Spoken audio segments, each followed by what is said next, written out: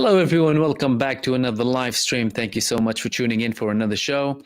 Welcome to all of our members, subscribers, and viewers from all across the world. Again, thank you so much for tuning in. Tonight, I'm going to be talking to you about some rapid developments happening in Syria with the Syrian armed opposition storming through massive areas of the northwestern part of Syria, in particular the extremely strategic M5 road that connects Aleppo with Damascus and goes all the way down to the Jordanian borders. All of the updates, what's happening exactly. There have been conflicting reports coming from each side, and we will try and verify and establish and be as specific and accurate as possible with all of the reports coming, and hopefully analyze and shed some light as to what's happening on the Syrian front, because it's very, very important what's happening, and it has an involvement of very many countries, including superpowers.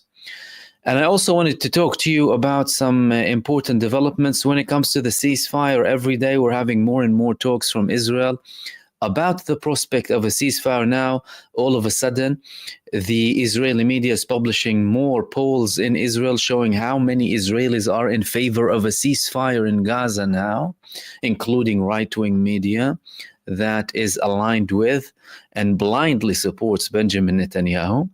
Recent polls show that 71% of Israelis now support a ceasefire with Gaza, up from the 61% that was published a few days ago. These things indicate that Israel is indeed looking to reach a ceasefire in Gaza.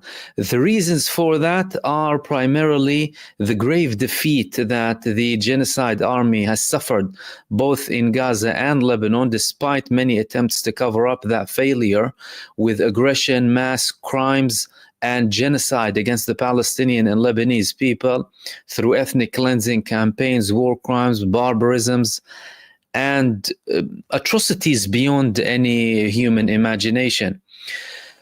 Now, that's the main reason, really and truly. The main reason is the armed resistance facing Israel. If there is no armed resistance, you can say goodbye to both Palestine and Lebanon. The only thing keeping these areas alive are the armed resistance, primarily. Then, of course, the solidarity, the steadfastness of the people, and then, of course, we have the supporting fronts in the form of, well, Lebanon initially, and then we had Yemen, support from Syria, support from Iraq, and of course from the state of resistance, Iran. There are also other things to do with this move towards a ceasefire from Benjamin Netanyahu, who went and escalated in Lebanon to reach a ceasefire in Lebanon, climbed down the ladder, and set a new precedent, primarily when it comes to his main obstacles to a ceasefire in his government, Itamar Ben-Gvir and Bezalel Smotrich. And now he is talking more about a prospect of a ceasefire in Gaza. There's something else, though. There have been reports being published lately that, contrary to some assumptions previously, that Donald Trump actually did not want Benjamin Netanyahu to reach ceasefire before he is in office in the end of January 2025. But that actually, no, Donald Trump wants him to end this before he comes to office, because he does not want to deal with it when he comes to office. Again, how valid are these reports? We haven't had clear verification, but again, with the talks that happen between leaders of countries and certain officials' leaks, you might have certain things that could be genuine. But fact of the matter is, we are having more talk, and not only that we are having more talk in Israel, we are having more confirmations coming from Israel that the ceasefire that will be coming will be a submission to the Palestinian resistance, despite all of the coatings that they want to put on it. How? Well, the Palestinian resistance has 5 red lines: ending the war, getting all the people back to where they came from in Gaza, allowing all aid in, rebuilding, and having a just prisoner swap. And we're still having talks, even in Israel, about emptying the Israeli prisons from Palestinian prisoners who are being tortured. Now, that was there from the days after the temporary ceasefire ended, because Hamas, leading these negotiations, did not want to put the Palestinians in the same circle that they were in before, with uncertainty and giving Israel an opportunity to have a war again. The thing that they added later on, though, is something very interesting that we spoke about at the time: the addition of more mediators. Who are these mediators? Russia, China, and Turkey. We already spoke about the involvement of Turkey in the negotiation towards the ceasefire in Gaza over a week ago, with a delegation from the Israeli Shabak visiting Turkey to discuss the ceasefire in Gaza. That is after Turkey publicly declared that they're cutting ties with Israel. And now we also have a confirmation that Russia is indeed now involved. This was a report in the Israeli newspaper Ma'ariv. On the way to an agreement, they asked the new Russian card in the kidnap deal. This is indicating direct Russian involvement. How? Following the demands of Hamas, because Russia wasn't in the picture.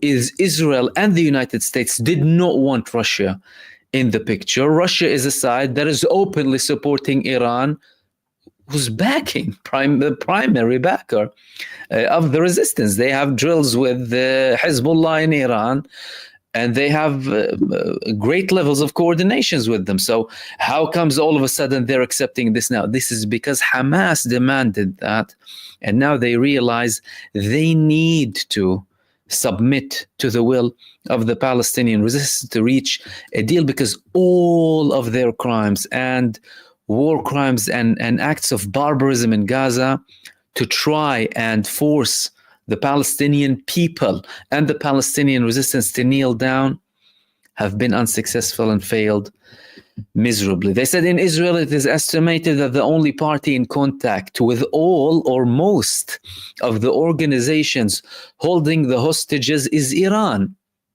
They're trying to justify the involvement of Russia. Therefore, Russia is seen as a possible mediator who can promote the issue in front of the Revolutionary Guards. All of a sudden, now they remembered that Russia has some sort of leverage when it comes to Iran. Well, just recently, you asked Russia to have leverage with Syria and Hezbollah, didn't you? They said, Ron Dermer, well, he was in Moscow, and he asked the Russians to help them stop channeling weapons from Syria, and look at how that's linked with what's happening now in Syria. Stop allowing Syria to pass and channel weapons to Hezbollah, and you don't have to make it obvious. You don't have to declare it. The only thing you have to do is just do it. No declaration so that you're not viewed in a negative manner. Russia responded immediately. No, that's beyond our role. That's beyond our military role in Syria, and Syria is entitled to do whatever it wants with its weapons, and that's none of our business. Straight out, no. So how comes now you're trying to do something with them with Gaza, if they just gave you a rejection when it comes to another favor, when you directly spoke with them? It doesn't make sense, does it? But again, this is a demand from the Palestinian resistance, and therefore Israel is adhering to the Palestinian resistance, and including Russia. According to estimates in Israel, Hamas has difficulty locating the whereabouts of some of the abductees. Okay, a bit of propaganda. Something could be true to an extent when it comes to Hamas losing connection with some of their people holding the Israeli prisoners of war. I mean, they confirmed that once or twice, especially when they declared that some of the Israeli prisoners of war have been killed due to Israeli strikes on locations they were held in. Most recently, the Israeli in North Gaza, again indicating that they still have prisoners in North Gaza. That's something that should be alarming to everyone in Israel. The fact that you have Israeli prisoners of war in an area that is facing ethnic cleansing and continued bombardment with the genocide general's plan to ethnically cleanse the population of North Gaza, as confirmed by none other than the ex-chief of staff of Israel, Moshe Ya'alon, Bogi Ya'alon. He said that in an interview with Democrat TV in Israel. And then, of course, people started to criticize him. People in Israel, in the military establishment, are saying our country is committing an ethnic cleansing in Gaza. Yet some of the people have the audacity to question the fact that we are talking about a genocide in Gaza. They added also, in light of Trump's victory and alongside the ongoing dialogue with Moscow regarding the non-transfer of IDF through the Syria-Lebanon border, the idea that has already been discussed in the past came back in the ongoing talks that Israel mediate between Moscow and Washington the issue of ending the war between Russia and Ukraine and improving relations between Russia and the United States on. Thus, in return, Russia will distance itself from Iran. Again, claims, nothing substantiated here. Also, Israel sees Russia as a factor capable of contributing and influencing the return of the abductees. Didn't you know that from day one, Israel, when you still had all of your prisoners of war alive and before you started bombarding everyone, trying to kill all of your prisoners of war through an implementation of the Hannibal Directive to reduce the cost that the Palestinian resistance is asking from you, and now you realize that you are unable to kill all of them because simply some of them are in certain locations that you cannot reach 1 year, 2 months into the war? Did they realize that just now? Do we believe that they realized that just now?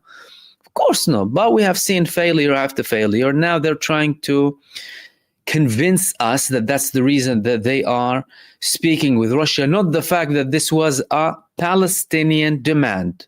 Turkey, Russia, and China, guarantors for a ceasefire agreement, because they do not trust the American side, which is a direct contributor. And when I say Americans, you know what I mean, the American administration, before anyone starts to get offended. Of course, not the American people, especially the brave American people standing up for human rights and against these war criminals. They continued, we will remind you that this is after the ceasefire in the north came into effect, and now the pressure is increasing to reach an agreement to end the fighting in the Gaza Strip as well. Again, indicating that there is more internal pressure coming from Israel, and not just internal pressure, because it has always been there to an extent. It's the confirmation from Netanyahu himself that the situation is now ripened to reach a ceasefire. Now Benjamin Netanyahu is under double pressure. The Biden administration wants to record another political achievement before the end of his term, and the president-elect Donald Trump is also sending a message that he prefers to start the term when Israel's war with Hamas is over and there is no need to deal with the complicated issue. They're reporting this here, and again, that could give Donald Trump a bit of support and backing, because he was promising everyone that I'm going to end the war, I'm going to end all wars. And there is confidence coming from him about ending the war in Russia. Now even Zelensky is saying we are willing to give up territories in return for NATO membership. But the fact of the matter is Zelensky is openly admitting that he's willing to give up territories to Russia. So a big chunk of it is now already declared from Zelensky himself.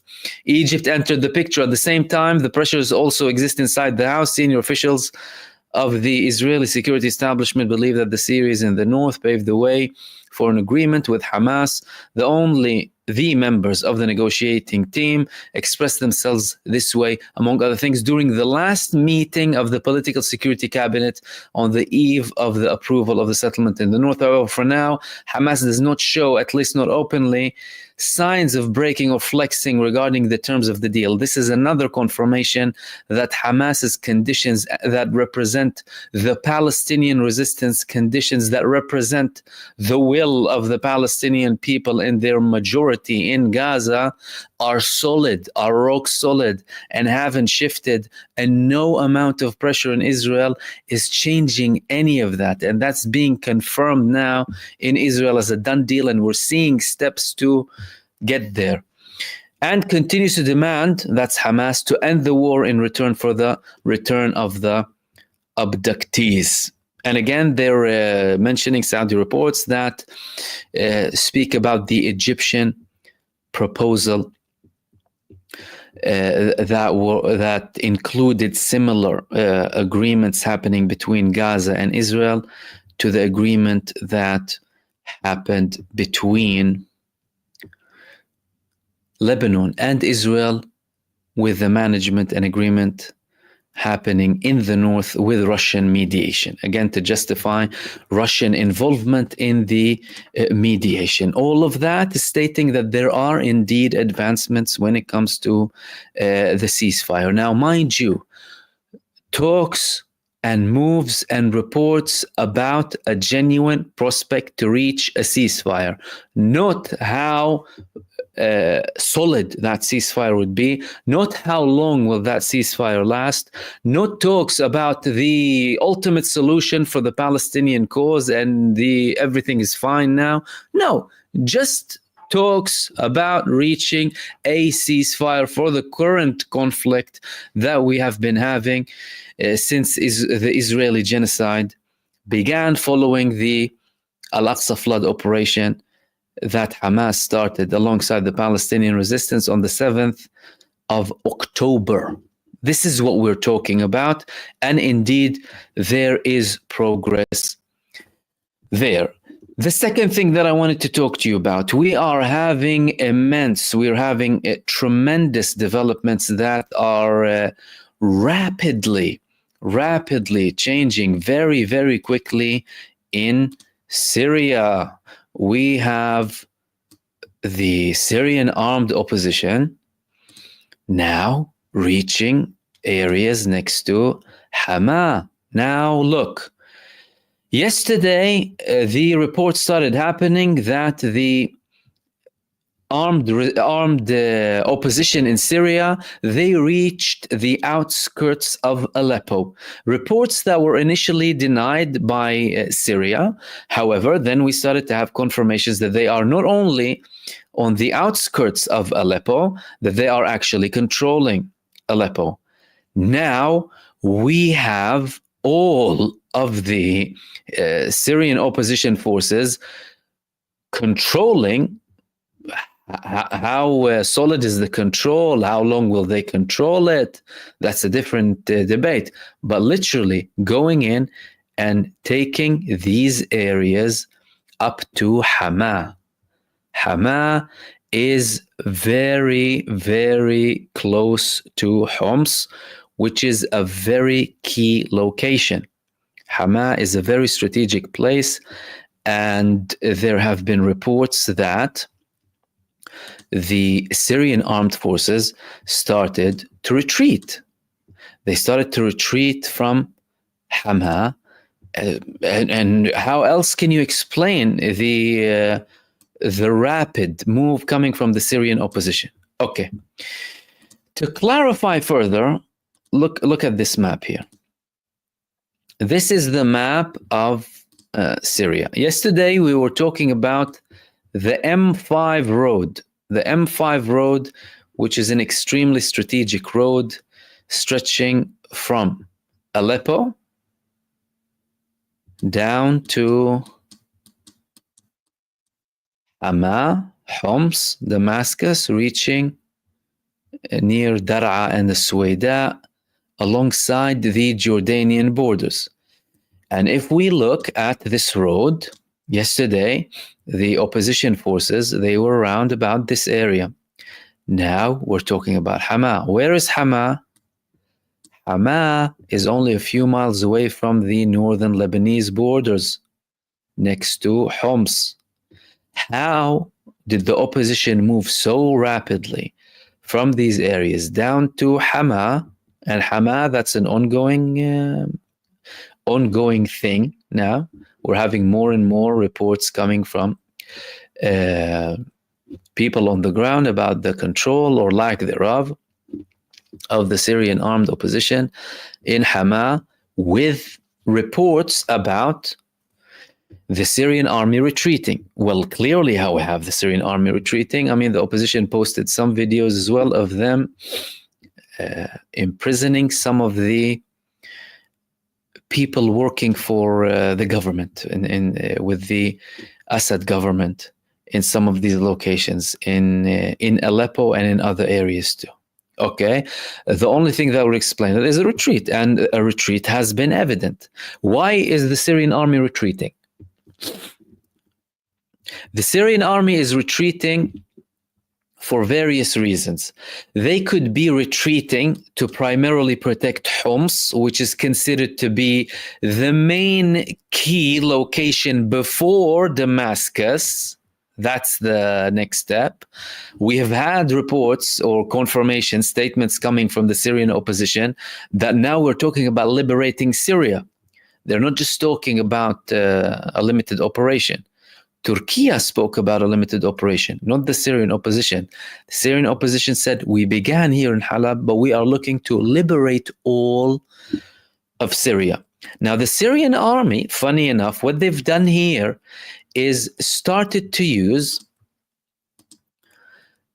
the help of the Kurdish movements that are controlling some parts of the northeastern parts of Syria and are backed by the United States as well, against the mostly Turkish-backed and also United States-backed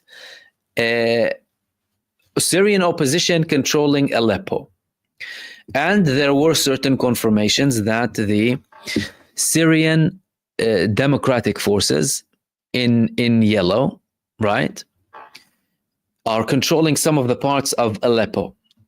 Why? Because they are coordinating, and you need to be patient here because it can be sometimes overwhelming for those of you who haven't, monitored the Syrian situation for a while. Syria, you have the government control areas, the Syrian opposition controlled areas, other movements within the Syrian opposition controlled areas, the Kurdish movements controlled areas. Now, why did the Kurdish movements join forces with the government with this? Although the government is against all of the talks about, having a different section of the Syrian territories going towards Kurdistan, for example.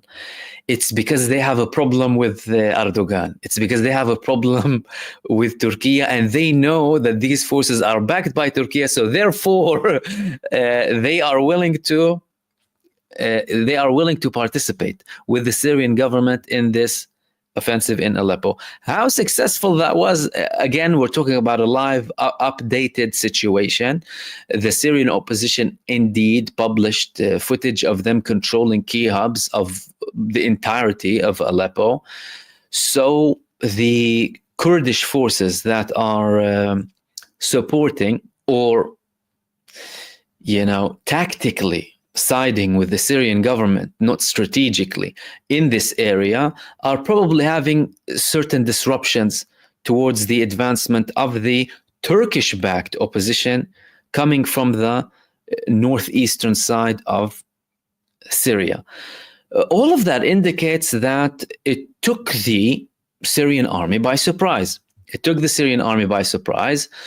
That's the first argument. So they did not want to go out on an all-out confrontation that they weren't necessarily prepared for. The second assumption is the fact that, the Syrian armed forces wanted to primarily focus and put in their heavy forces in the Homs area, because they probably had a red line To them, they were like, okay, we are facing a surprise offensive.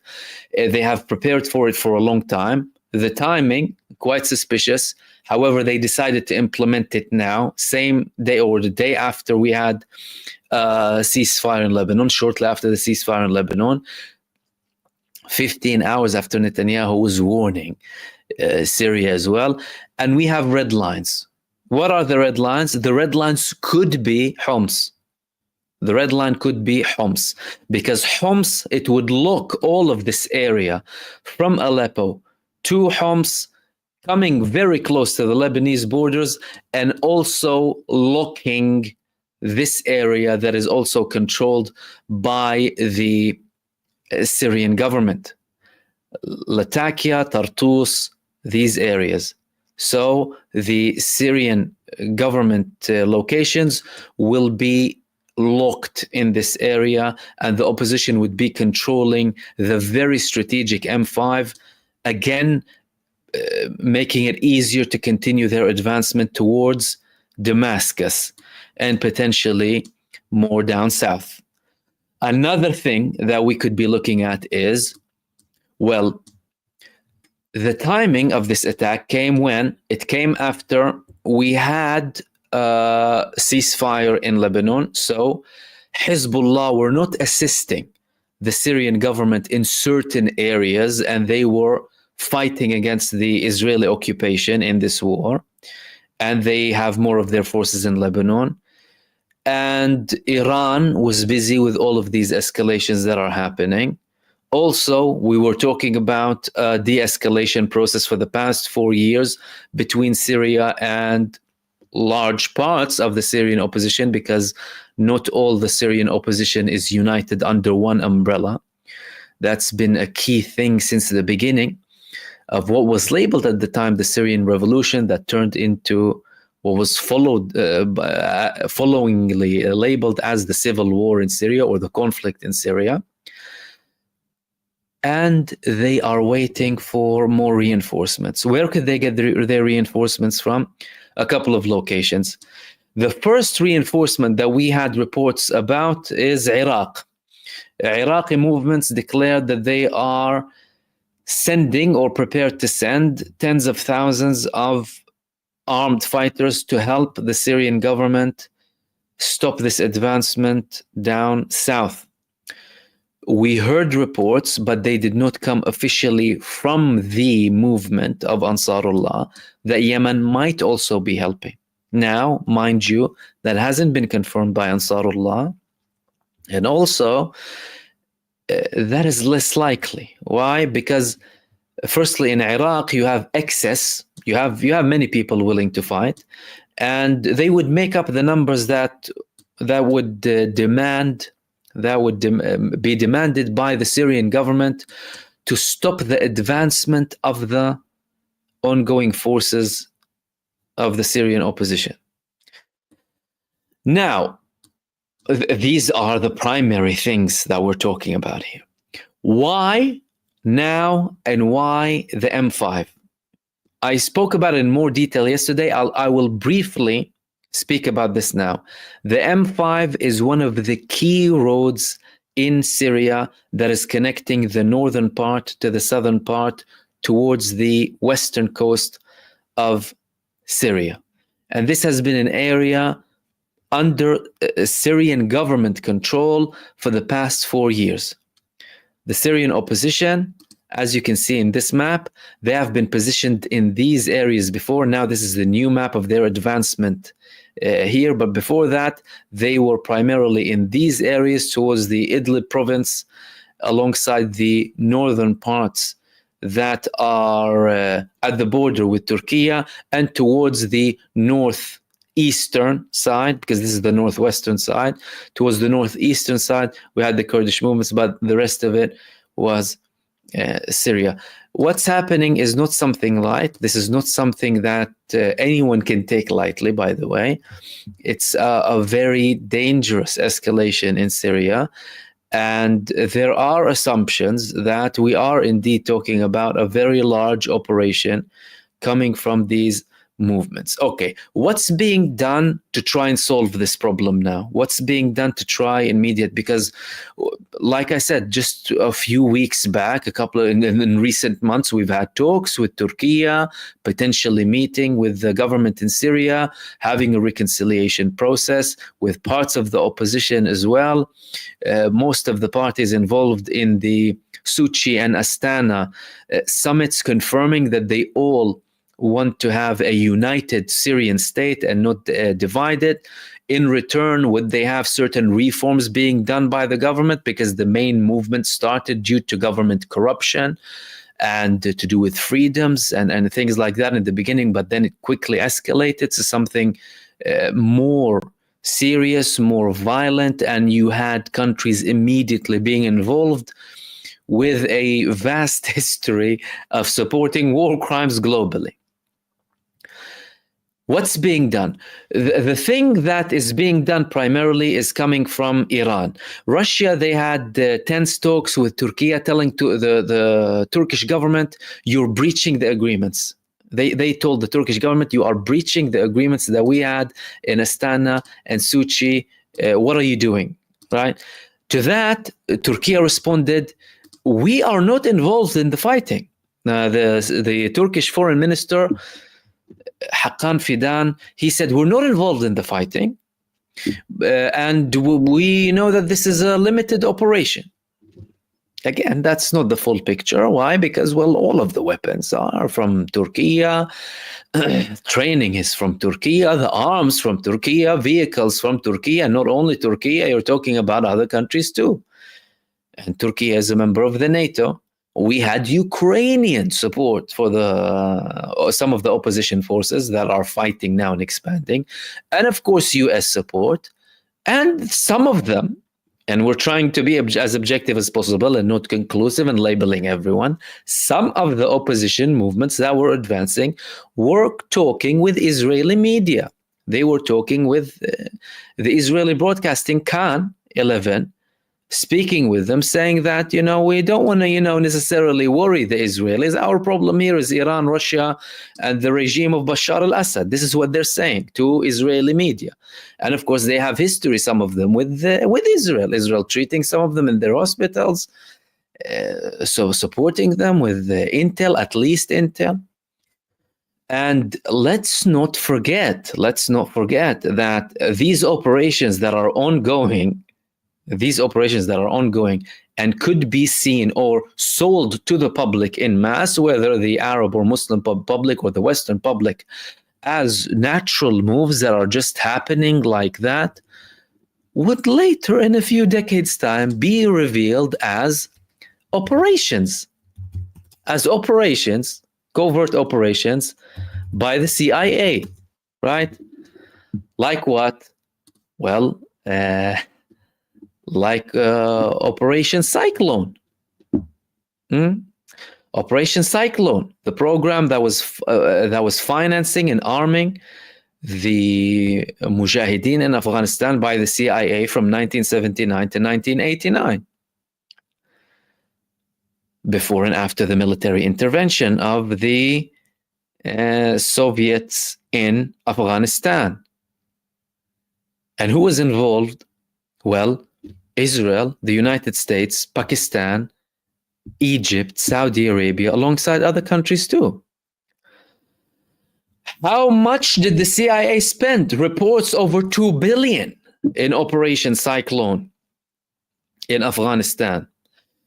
Zbigniew Brzezinski at the time, he visited the Mujahideen. He was the national security advisor at the time. He visited them, the fighters in Afghanistan, and he told them, you are fighters, God is with you. God is with you. You are genuine fighters, and go and take your homes, and we're supporting you. Zbigniew Brzezinski. And not only Zbigniew Brzezinski, Margaret Thatcher. Apartheid supporting Margaret Thatcher. And one of my followers kindly shared a video with me, actually, that I want to share with you, of Margaret Thatcher herself right? In 1981, visiting the Mujahideen. Let me show you.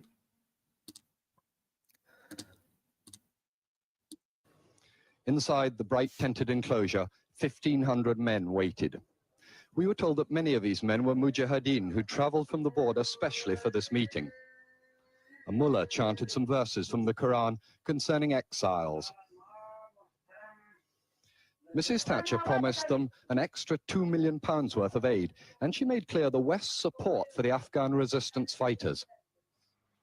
I want to say that the hearts of the free world are with you, and with those of your countrymen who have stayed. And that gained her ringing shouts of support.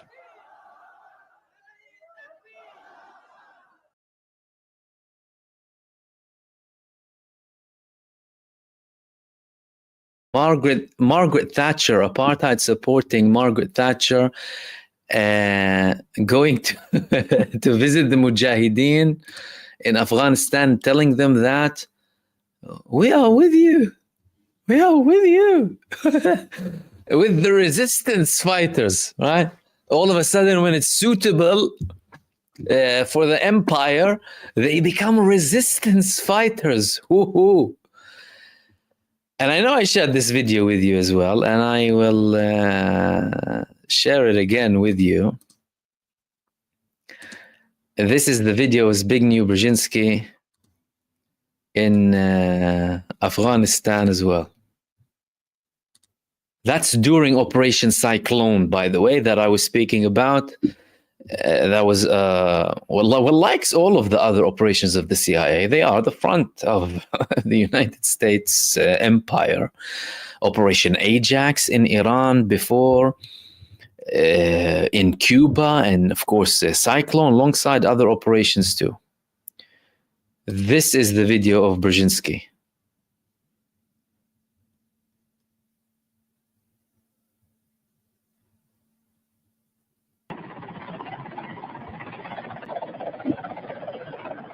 U.S. National Security Advisor Brzezinski flew to Pakistan to set about rallying resistance. He wanted to arm the Mujahideen without revealing America's role. On the Afghan border near the Haifa Pass, he urged the soldiers of God to redouble their efforts. We know of their deep belief in God, and we are confident that their struggle will succeed. That land over there is yours.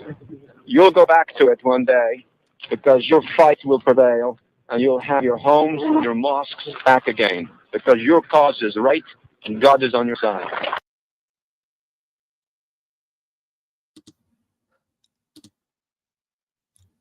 There you have it.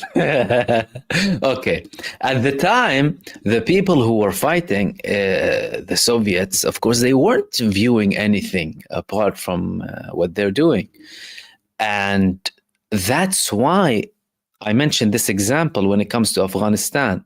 That operation wasn't very visible to what's happening on the ground when it comes to the people who were actually fighting. All of a sudden, countries under the US umbrella allowing people to go and fight. All of a sudden, all of the roads are open to Afghanistan. All of the roads are open to other Arab countries, other Muslim countries. All the roads are open. Are the roads open to, were the roads open to Israel at any point? Were they ever open to Israel, a country occupying Palestine for all of that time? And that's why it's important to understand the people backing these moves to establish what is actually happening on the ground. And again, what's happening in Syria now can be revealed in the next couple of decades as a failed operation, or if something changed, they might say a successful operation. That was supported and backed by the CIA, you know, in future WikiLeaks. The timing is exceptionally suspicious. The roads that they are trying to control in Syria are exceptionally strategic roads, and you have movements that are outright declaring that they are fighting against movements fighting against Israel.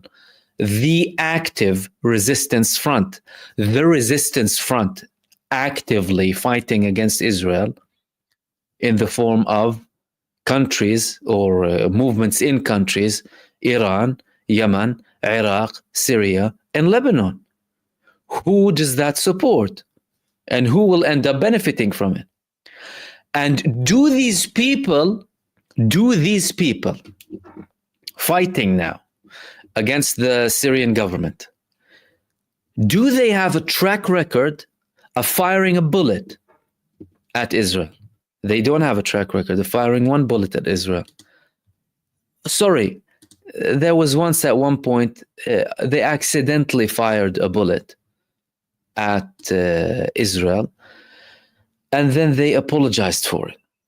So we're not talking about a track record here, and the timing is very suspicious. And also, this came after the United States and Israel failed with their attempts to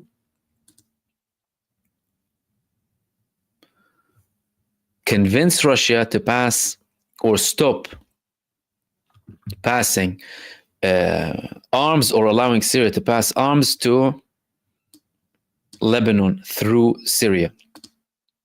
To which the Russians responded, that's not part of our duties. When it comes to the apology, this is one of the apologies here. Ex-defense minister Ya'alon, who's actually confirming that there's a genocide now in Gaza, actually, funny enough, he said that the Islamic State apologized to Israel for a November clash. You know, they accidentally opened fire and they apologized. And we haven't seen anything since. Well, we have seen Israel treating the wounded coming from them, right? That's what we had. And again, suspicious but serious. Well, what's happening is exceptionally serious. And when it comes to also, of course, the treating of the wounded, Israel treating Al-Qaeda fighters wounded in Syria civil war. That's from the Jerusalem Post. Amnesty report, ISIS armed with US weapons.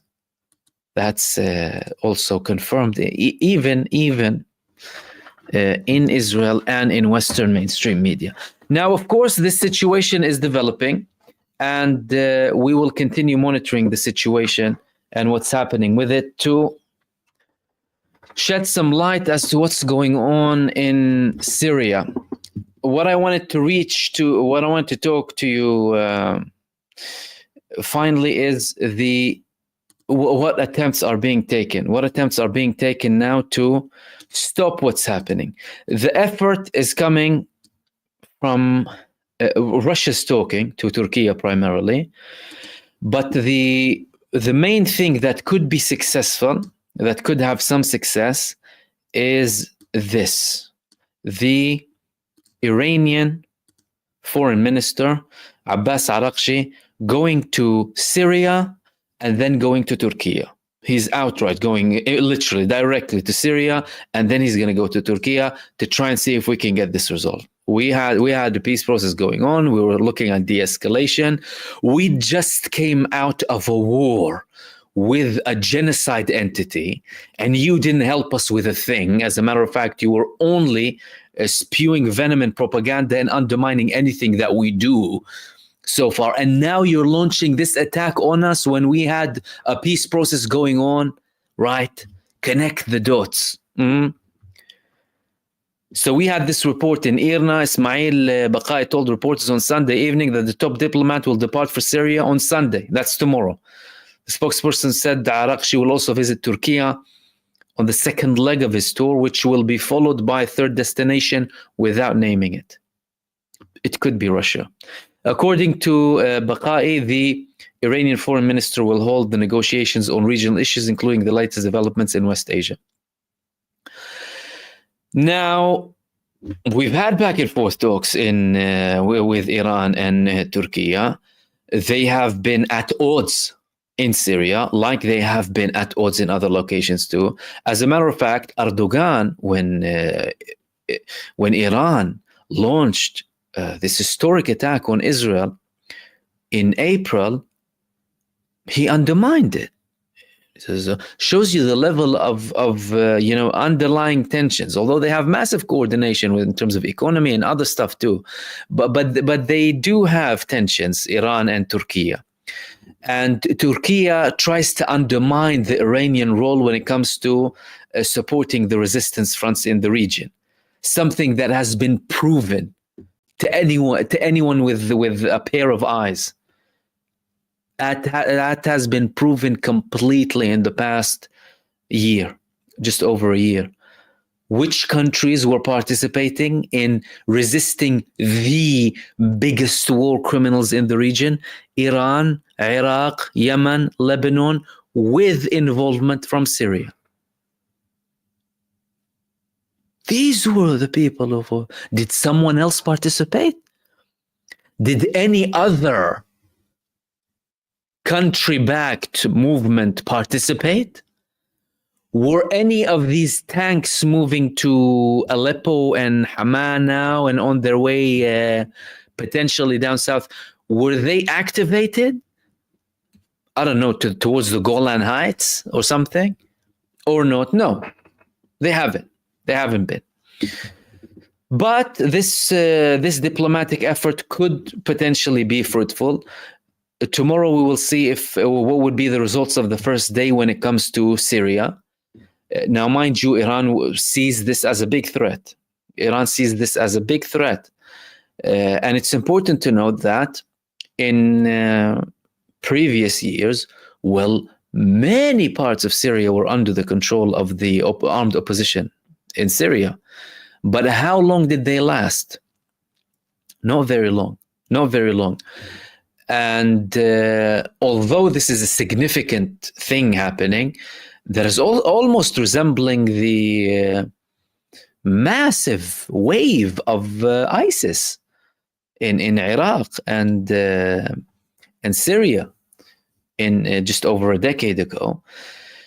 It has things that resemble the level and the fact that other sides are also confirming that it's happening.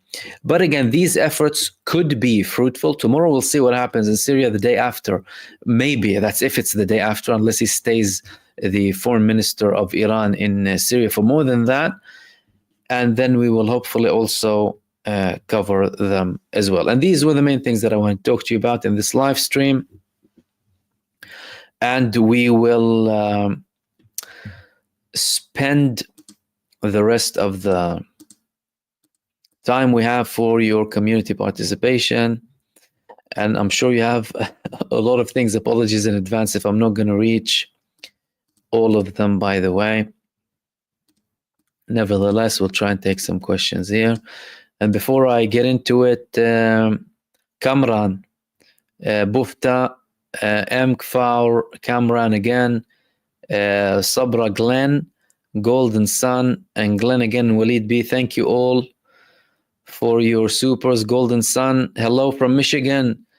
Hello back, my friend. A2 Michigan, everyone in Michigan and the US. Cameron saying the resistance will never die, they live and multiply. That's absolutely right. Empire, the hoodie I got it as a gift actually, and it's out of stock now. This was the last one. Look how lucky I am. But I have some hoodies on my store online. You can visit it. And Cameron, True Promise 3. True Promise 3, it's looking like we might have some things happening. If this tension escalates in Syria, we might have something happening soon. Okay, Tam. Mahmoud, have you seen the latest Hamas hostages video that was released today? Yeah, I saw part of it.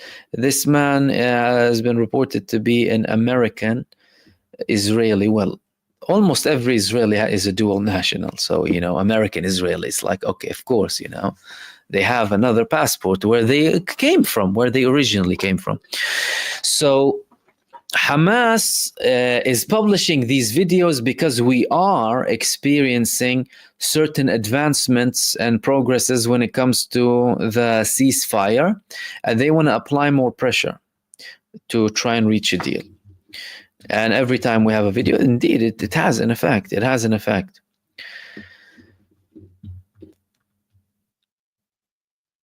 Devil's Go Mahmoud, do you have any news on Sydney police addressing he found an item which is anti-Semitism, and he said it was a watermelon? I saw that. Yeah, Australian police arresting a person saying, you know, you have something. Yeah, it's anti-Semitic.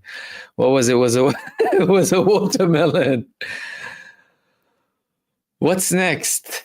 Banning watermelons from being sold, or maybe executing, shooting watermelons.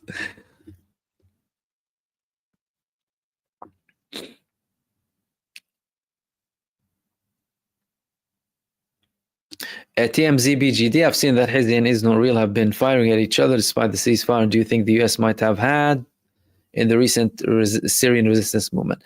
I think Israel has been the side that's breaching. They've had breaches in South Lebanon, and there was a reported sighting of either a UAV or a plane in Beirut. Actually, that's a massive breach. The only thing that could be linked to a potential breach from Hezbollah is the fact that Israel confirmed that one of its soldiers died from an accident in the north, on the borders with Lebanon today, due to an operational accident. Hezbollah did not say. As a matter of fact, I think it's in Hezbollah's interest not to breach, right? And if Israel viewed a breach, they would happily declare it, in my opinion, to show that, look, Hezbollah is breaching, although it's Israel that's breaching. And it's being recorded by the Lebanese side. And with regards to so again, you know, it's very fragile ceasefire stuff, like we said before. But nevertheless, you know, I think the Lebanese side is trying to make it work. Do you think the US might have a hand in the recent Syrian resistance movement? I think with the Syrian armed opposition, it would be extremely naive to not see the hand. Now, of course, many people will have very strong opinions when it comes to Syria. You're either for the government or against the government.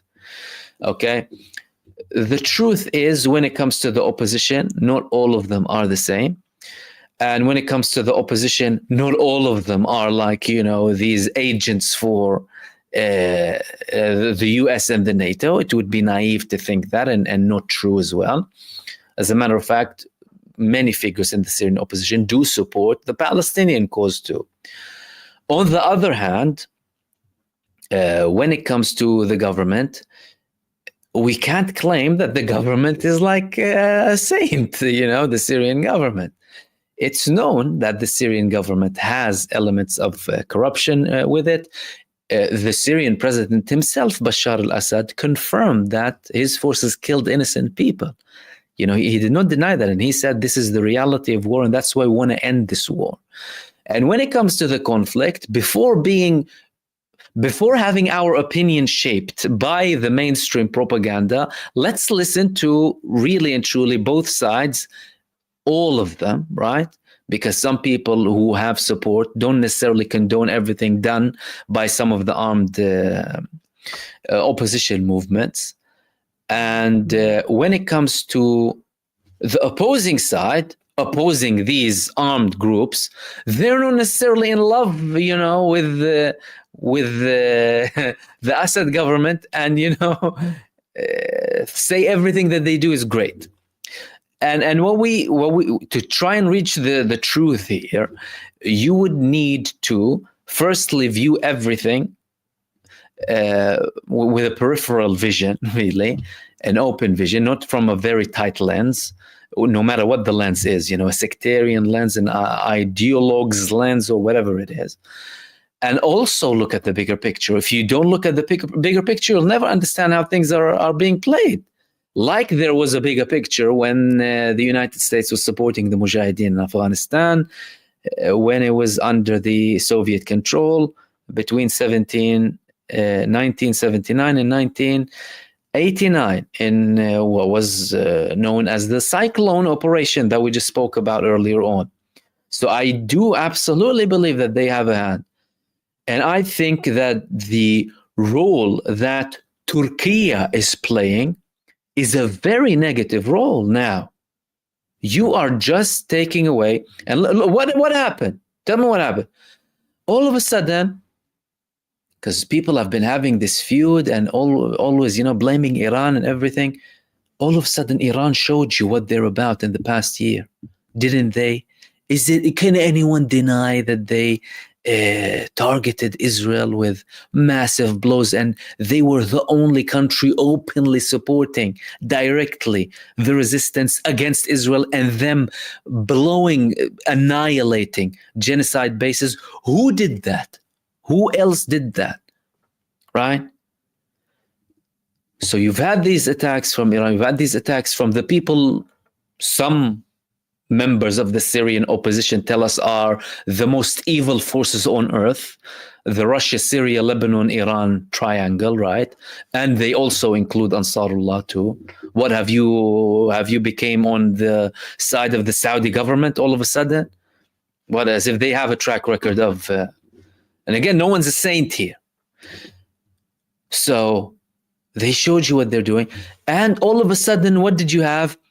You had more unity within the Muslim world internally, and the Arabs, Hezbollah showed you, no way, if we're fighting Israel, we were the first to participate when the Palestinian resistance called. And then Iraq, then Yemen, Iran as well, backing all of that.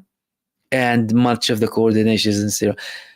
Who else lifted a finger? Certain individuals from Jordan who were sick of their leader taking down Iranian missiles, targeting genocide bases. Did anyone from the Syrian opposition target anything from Syria? Haven't heard of that. Did Turkey do anything apart from talk, Erdogan? No. Egypt? A genocide on your borders, people being butchered to death. Nothing. Not even allowing to get them the basic stuff that they... Who can say a word? The past year proved everything. If you can't see it, you're blind. Or an ideologue or a sectarian. Can't help you. And it's important to view things from the bigger picture. It's absolutely important. And again, does that mean you endorse everything on this side or that side? Absolutely not. You need to be morally consistent. And I hope that clarifies. And also, dream architect, my friend, you're going to have to work that out. But thank you for your super.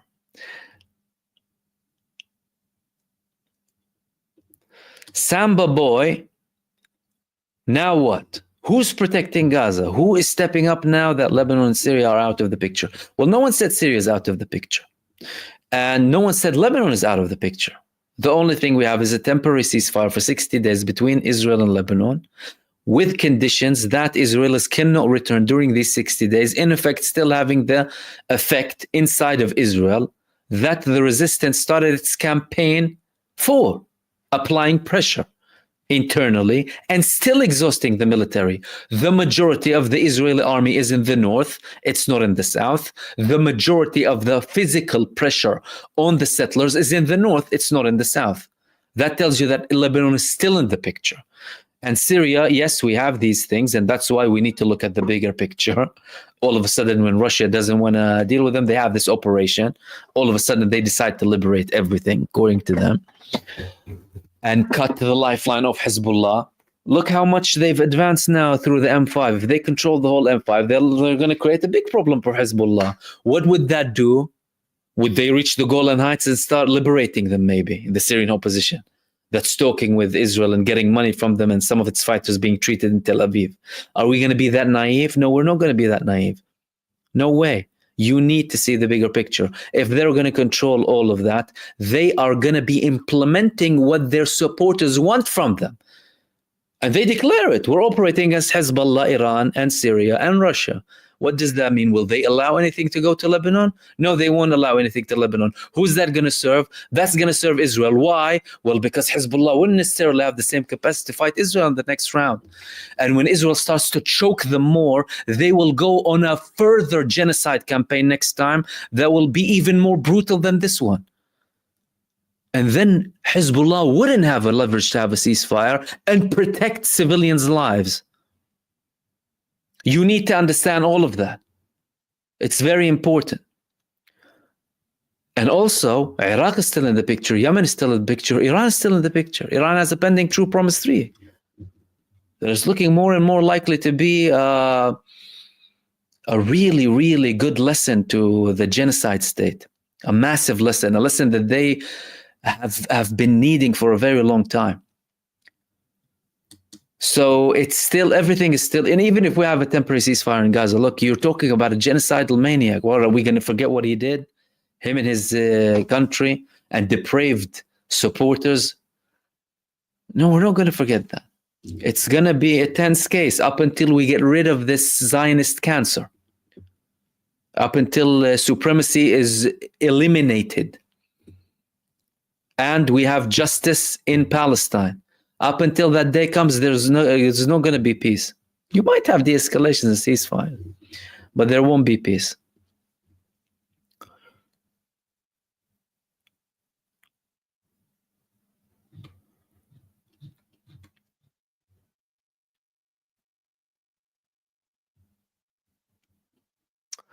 Tory Verdin, Salam, why are the MSM insisting that Hizb has abandoned the Palestine cause? That's propaganda, my friend. The mainstream media isn't there to enlighten you. It's there to brainwash you, make you more ignorant, stupid, and ignorant. That's mainstream media. That's why mainstream media should be boycotted, even if they tell you something that's true, because they will look for ways to put the poison inside. And if you're going to monitor them, you need to understand that you have liars looking to control your mind in front of you. Always be on guard. What kind of trash are they trying to put in my mind? You don't eat rotten food, do you? Don't consume rotten information. Hezbollah, who's saying that? Who dares to say that? Right? Who has the audacity to say that? And what did he do? Before you lift a finger or say a word about Hezbollah, right? The Lebanese resistance. Show me what anyone else did. What did Saudi Arabia do? What did Egypt do? What did Jordan do? Show me. What did Turkey do? What did they do? What did all of the Muslim world do? What did they do? Garbage. That's what they've done. And some of them were supporting the genocide. So even if they have a ceasefire, which is a ceasefire that they deserve this ceasefire because they humiliated Israel. And they made their campaign fail miserably, and they still apply pressure on them through by not allowing anyone to go back to the north up until we have a confirmed full ceasefire, because this one is only temporary. How can anyone say that these people who participated the next day in supporting their Palestinian brothers and sisters and sacrificed their leaders for the sake of Gaza and Palestine, the top figures, and 4,000 martyrs and 1 million displaced and villages destroyed? How can anyone say a word about them? Who do they think they are?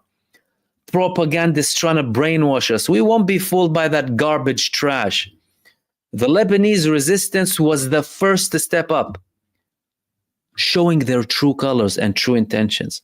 And that's why the Palestinian resistance, when they met with them, they told them, we wouldn't exaggerate even if you have keenness that could potentially exceed many in the Palestinian side when it comes to Palestine. And guess what? That's true. Before anyone talks one word about the Lebanese resistance, tell me, what did the 60,000 troops, Palestinian troops in the West Bank Authority, what have they done before anyone says anything about Lebanon? Or any of the other resistance front? You're not entitled to. No one is entitled to. Manipulators trying to undermine anyone who does anything to support the Palestinian people and stand up against war criminals committing a genocide. No one has the right to do that. And anyone who says that is exceptionally rude, by the way. The level of audacity it requires to say any word about, because they have a ceasefire. Do you know what I mean? It's and of course, yeah, like you said, their Secretary General said the support is still intact. Absolutely. Plus, if we have a ceasefire, does that mean this ended? Of course, it hasn't ended. You saw them; they breached the ceasefires constantly. Netanyahu and his state, they constantly breach ceasefires. They never have any sort of respect when it comes to these things.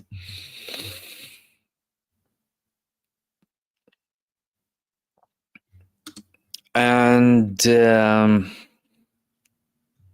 Bob Marston and Lisa Onofre and Alessandra and W. Kin7, thank you so much.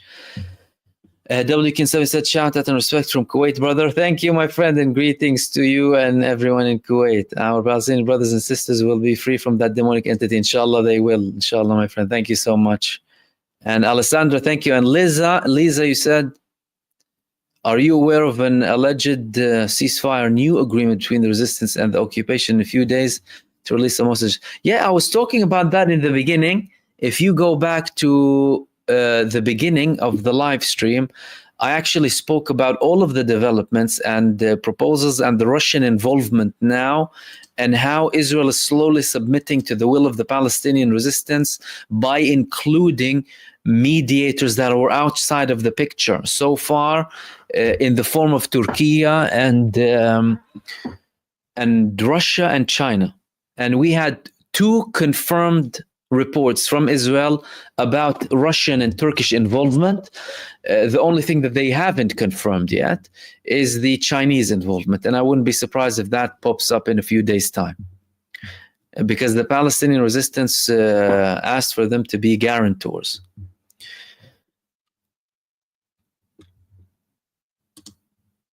Stephen Kelly, will Zelensky bottle it from Putin? Yeah, he already declared. That's it. He declared, I'm willing to take, to give away some lands in exchange for NATO membership. That's not something that Russia is going to be tolerating from this Zelensky. The other day, I said genocide supporting Zelensky, and someone asked me, how can I say that Zelensky supports genocide? Didn't you see the statements of Zelensky supporting Israel and condemning the Palestinian resistance? He's a genocide supporting puppet, Zelensky. What do we think? Does that mean we were like against the rights of the Ukrainian people? No, of course not. But Zelensky is a genocide supporting puppet, you know? And he's killing his people, by the way. Over 1 million of Ukrainians died in a war that was pushed by the United States to serve and feed the greedy corporations in the US, primarily the military-industrial complex, and fill up the pockets of the politicians profiteering as well. He knows it's ending soon as well, and most likely, Russia has some stuff. Putin has some stuff on Donald Trump. Donald Trump is already talking, about it. Putin is saying positive stuff about him, as in indirect threats, by the way. And he's even talking about having another meeting with Kim Jong-un.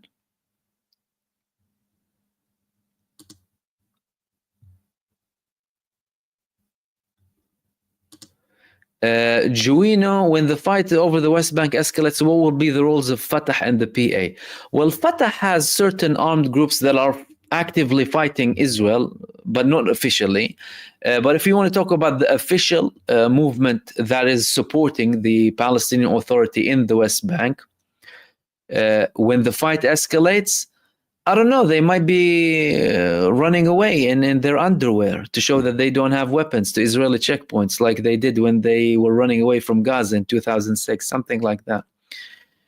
The people who are standing up for their rights have been always standing up for their rights, you know what I mean? And it's not like the Palestinian Authority did anything the past year, have they? They blamed Hamas for dragging a genocide on Gaza, they said. Imagine that. amidst a war, a genocide, war crimes, they're blaming the only side fighting, the Palestinian resistance, or the biggest armed resistance movement in Palestine, blaming them. Imagine how low. And I think if you genuinely had like full democracy, these people would be out. I mean, this man wasn't even elected. What they've been doing in the West Bank is supporting Israel. That's what they've been doing. Over 30 years of peace process talks. Squatting establishment went from 100,000 to 1 million in the West Bank. More kidnapped, more checkpoints, more atrocities, more administrative detention. They imprison and kill Palestinians who resist Israel. What else do you want?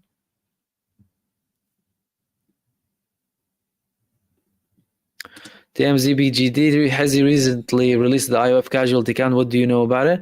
I know that they said at least 130 genocide soldiers were killed, at least 1,250 were wounded. That's only when it comes to the battles in Lebanon or on the borders of Lebanon that they have verified. They do not include all of their attacks on Israeli bases and Israeli locations inside of the occupied territories. And that they also destroyed over 70 Merkavas as well.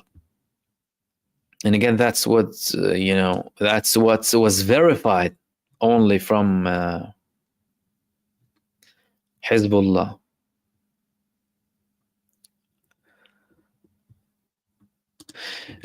Mah is saying, Salam Mahmoud, please don't forget the horrific actions of Bashar to his people.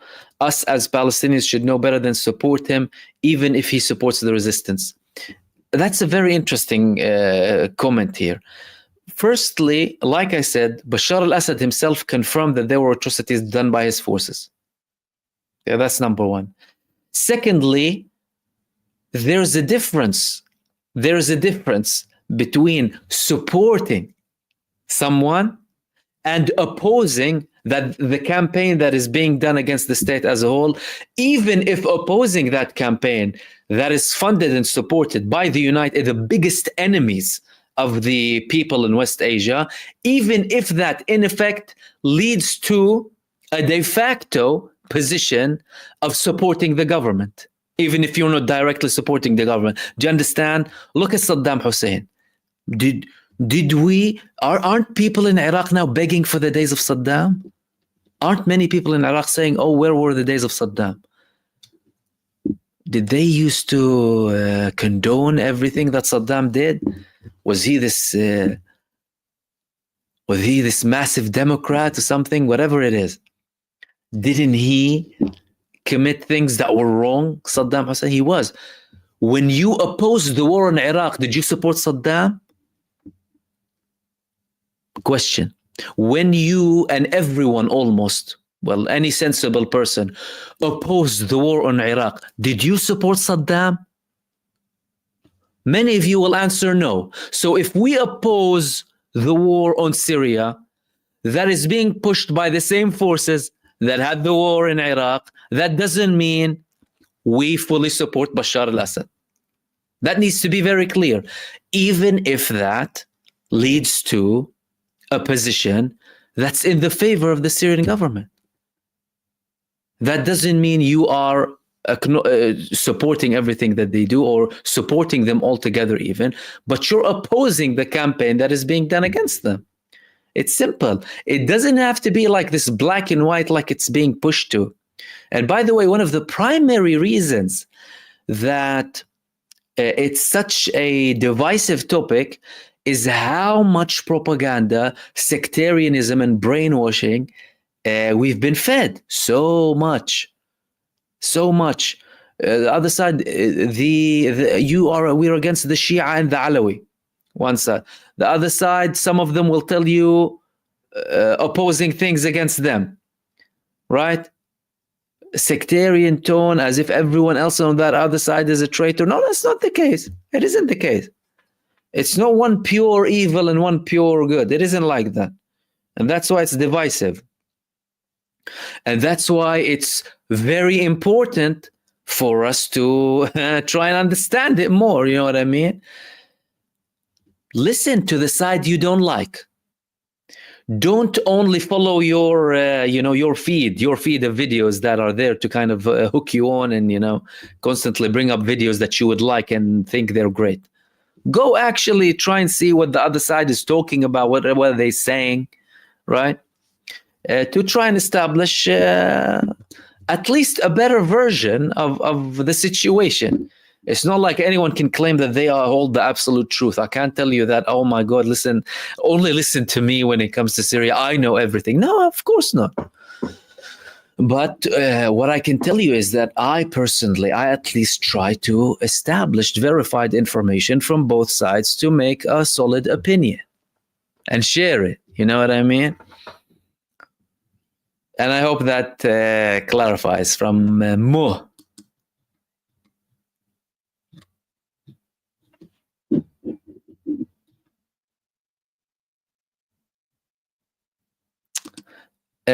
Perceived reality. Remember what Western propaganda said about Russian intervention in Syria. ISIS held approximately a third of Syrian territory before Russia came to help liberate Syria from the territories. Okay, let me share something with you here.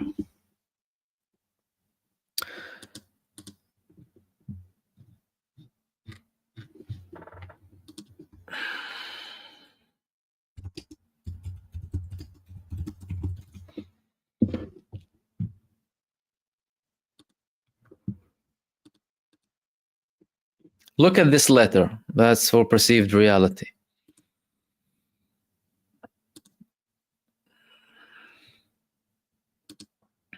Look at, if you just bear with me a second.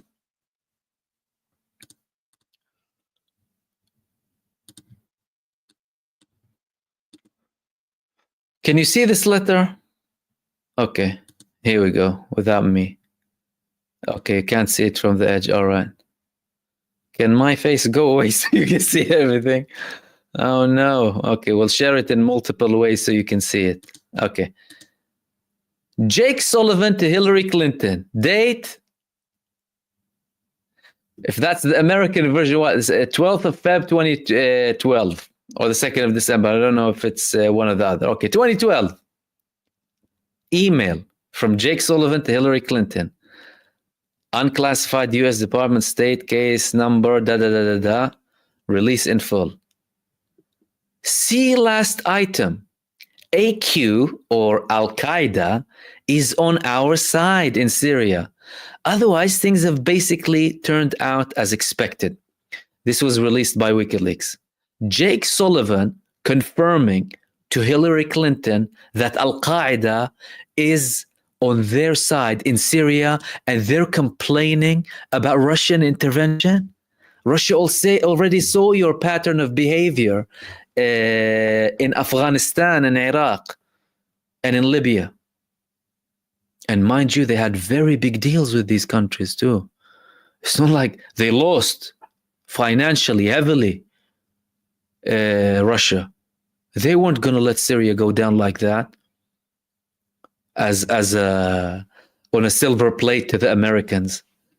Under whichever banner you want to call it, Muslim banner, whatever banner you want to raise. I don't care what it is. There's someone backing it. Like they were backing the Mujahideen in Afghanistan. You have to see that to see the full picture. So they were criticizing the Russian involvement. Who are they to criticize the Russian involvement? I mean, what is their position exactly to criticize the Russian involvement? When they have over 750 military bases across the world, with probably over 1 million soldiers spread out through the entire world, over 125 countries, spending billions of taxpayers' money in the United States and serving their corporate and militaristic oligarchy globally. Who are they to lecture anyone? They are the biggest war criminals running the biggest cartel in the world. They are in no position to lecture Russia or China or Iran or anyone. They are not in that position. They would like to perceive themselves as, you know, in that position, but they're not.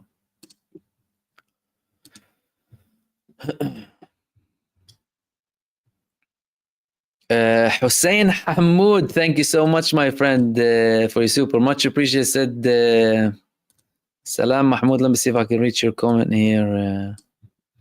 Unfortunately, with the live, here you are. Hussein Hamoud, thank you so much, my friend. Salam Mahmoud, South Lebanese living in Australia. Greetings, my friend. Just want to say you're a legend, my man, a true legend. You are a legend. Thank you. Long live the resistance. Ameen, my friend. Thank you so much. Thank you very much, my friend. Okay, let's take a couple of more questions. And Elvira as well. Thank you very much, Elvira Gabriela.